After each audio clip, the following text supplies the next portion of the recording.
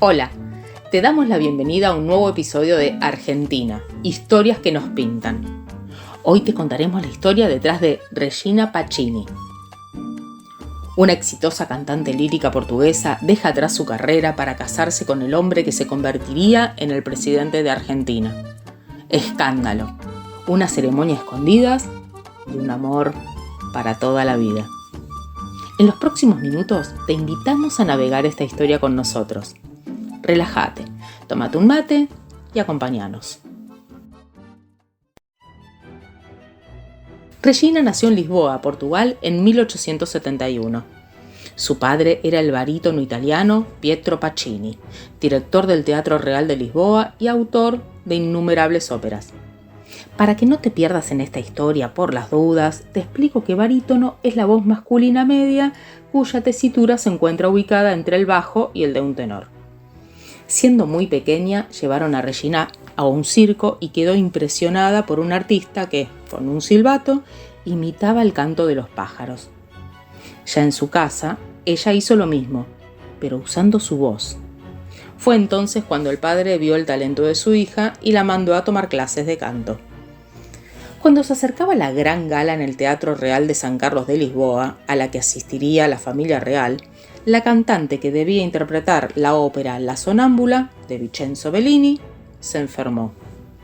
Su maestro de canto la propuso como reemplazante.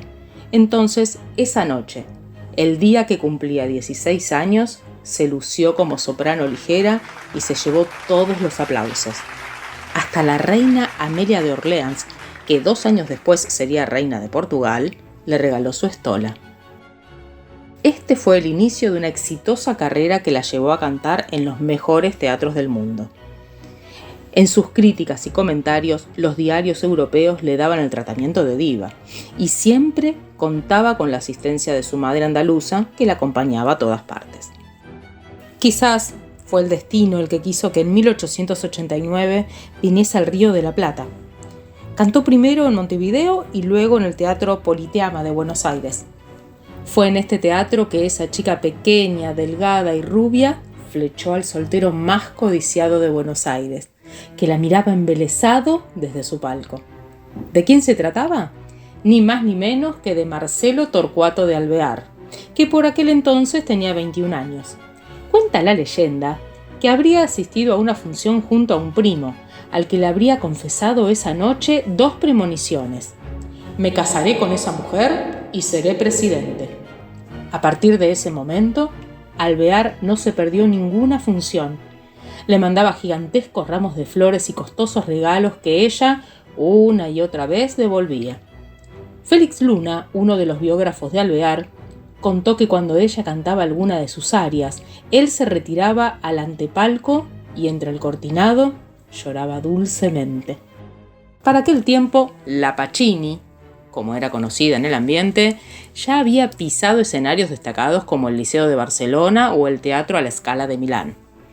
En cambio, Marcelo Torcuato era un joven proveniente de una familia adinerada y sabía que, en su círculo social, no sería para nada bien vista una posible relación con un artista.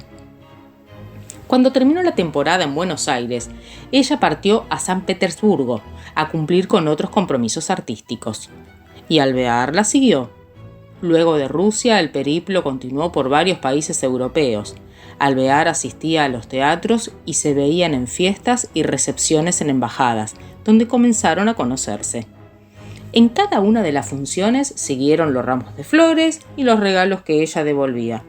Hasta se dice que en una ocasión habría comprado todas las entradas de una función para que cantase para él solo. En esa época podría resultar romántico, pero ahora diríamos que Marcelito era un poquito tóxico, ¿no? Fueron 8 largos años en los que Alvear solamente hacía cortos viajes a Buenos Aires a arreglar asuntos impostergables. Claro, la fortuna familiar se lo permitía. En 1901, Regina regresó a Buenos Aires en otra gira y en 1903 él le propuso matrimonio. Pero la condición de Alvear era que si se casaban, ella debía dejar la carrera artística. Finalmente, ella aceptó, con la condición de cantar 4 años más. Estuvieron de acuerdo todos, menos la futura suegra, que se oponía a que su hija dejase la carrera. La noticia cayó como una bomba en Buenos Aires. Imagínate, fue un escándalo la noticia de que un Alvear se casaría con un artista. Su hermano intendente de Buenos Aires le pidió a amigos comunes que lo ayudasen a disuadirlo. «Mire lo que ha hecho Marcelo, qué bárbaro», se lamentaba. El soltero más codiciado se casaba con una extranjera, artista, en Europa y en contra de los deseos de su familia y de la élite porteña.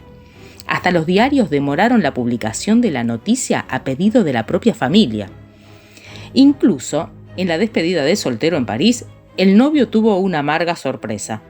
Recibió de Buenos Aires un telegrama firmado por 500 personas para que recapacitase y no se casara.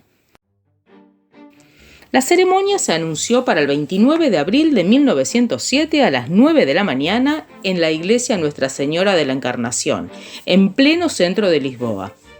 Pero, para sorpresa de la gente que acudió, los tortolitos ya se habían casado 2 horas antes, cuando en la iglesia no había nadie, solo con una criada y un policía como testigos. La noche de bodas fue en el Royal Hotel de Estoril, y el regalo del novio fue insuperable. Una villa cercana a París, de estilo normando, con varias hectáreas de parque. Dicen que una noche de suerte en el casino de Montecarlo le ayudó a Alvear a cerrar la compra de la propiedad. Incluso fue en el hall de esa casa, charlando con su esposa y con su suegra, que Alvear se enteró que había sido electo presidente del país tiempo después. El gran problema ocurrió en 1911, cuando regresaron a Buenos Aires.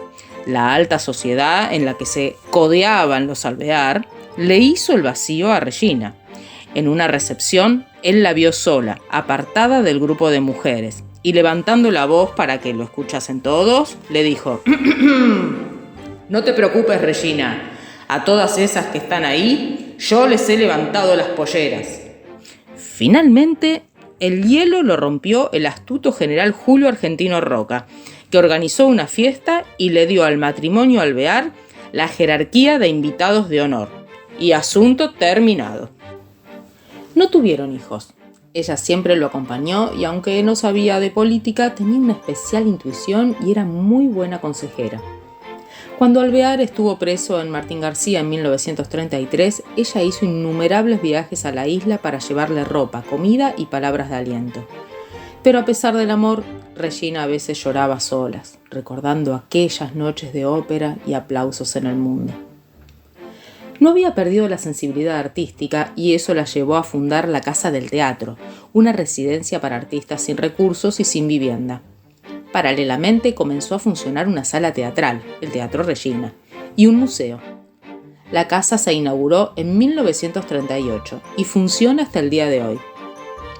Su marido falleció el 23 de marzo de 1942. Tenía 73 años. Desde ese momento, Regina repetía el mismo ritual todos los 23 de cada mes. Iba al Panteón de los Alvear, casi pegado a la entrada del cementerio de la Recoleta. Luego de colocar rosas blancas y rojas, colores característicos del Partido Radical, en la silla plegable que llevaba se sentaba junto al féretro del que había sido su marido y le hablaba. Tras la muerte de Alvear, ella ordenó sus papeles y pertenencias y fue clave en la fundación del Museo de la Casa Rosada, al donar muchos de los objetos del expresidente. Remató todos sus bienes, se quedó con unas pocas alhajas y muebles y vivió en una modesta pensión hasta su muerte, en 1965. Tras su fallecimiento, su féretro fue depositado en la bóveda de los Alvear, pero antes de colocarlo junto al de su marido, estuvo un tiempo en el suelo. Habría sido por falta de espacio, aunque algunos lo interpretaron como un último gesto de desprecio hacia esa artista que había osado conquistar el corazón del soltero más codiciado de Buenos Aires.